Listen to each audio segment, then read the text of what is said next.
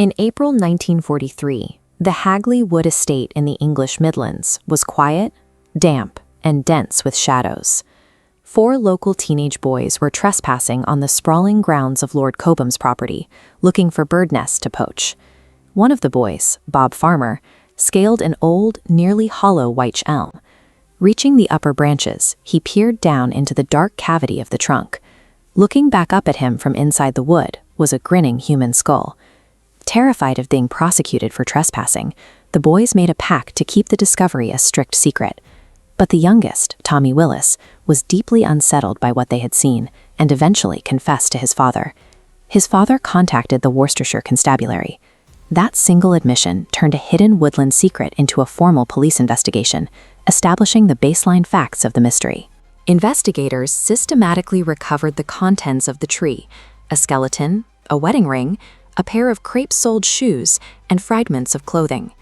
Noticeably missing from the remains were a coat and a handbag. A further search of the surrounding underbrush turned up scattered bones from one of the hands, resting completely separate from the main remains in the elm. Forensic investigator Professor Webster reconstructed the remains. He determined the victim was a woman around 30 years old, roughly 5 feet tall, with mousy brown hair and irregular teeth in her lower jaw. Based on the state of the remains, Webster estimated she had been dead between 18 months and 2 years. He concluded she was likely suffocated, and because rigor mortis had not yet set in, she was placed into the tree feet first while her body was still warm.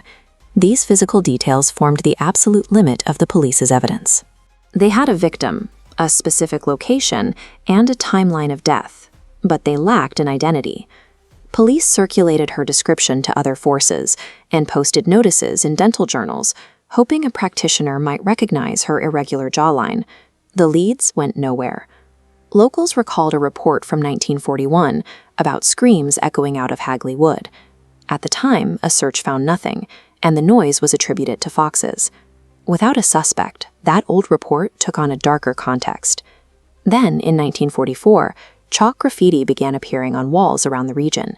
It asked a very specific question: who put Bella down the wych elm? Investigators checked their records for missing women named Bella, but found no matches. They never traced the author of the messages, but the unknown victim had permanently acquired a name.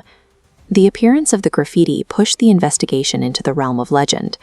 As official leads dried up, public imagination stepped in to fill the silence. Speculation rushed in to fill the silence. Rumors circulated about displaced refugees, local killers, and, fueled by the discovery of the severed hand, occult rituals. In 1953, journalist Wilfred Byford Jones wrote a series of articles on the mystery. He received a typed letter from a woman identifying herself as Anna. Anna claimed her ex-husband was part of a pro-German spy ring, passing intelligence about West Midlands munitions factories. She stated the victim was a Dutch immigrant murdered by a spy named Van Relt. A separate theory emerged from declassified MI5 files regarding Joseph Jacobs, an enemy agent arrested after parachuting into Cambridgeshire. Jacobs was carrying a photograph of a German cabaret singer named Clara Bowerly, whom he claimed was supposed to parachute into the Midlands.